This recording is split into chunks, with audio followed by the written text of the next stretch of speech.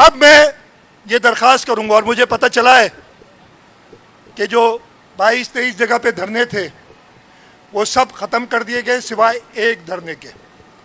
मैं उनसे दरख्वास्त करूंगा कि देखें, ऐसा नहीं होता कि आप एक बात करें, कहते थे हमारी लाशें जाएंगी या नोटिफिकेशन आएगा। हमने लाशें नहीं जाने दी, हम नोटिफिकेशन लाए।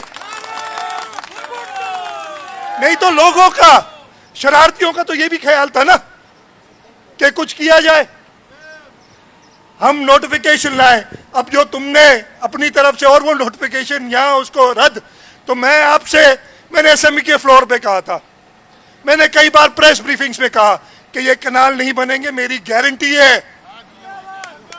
और मेरी गारंटी मुराद अली शाह की गारंटी नहीं, मेरी गारंटी पाकिस्तान पीपल्स पार्टी की गारंटी है, मेरी गारंटी बिलावल भुट्टो जरदारी की गारंटी है। सब्सक्राइब कयो अवामी न्यूज़ HD खे ऐं ताज़ा तरीन ख़बरुनि लाइ ॾिसंदा रहो अवामी न्यूज़ HD।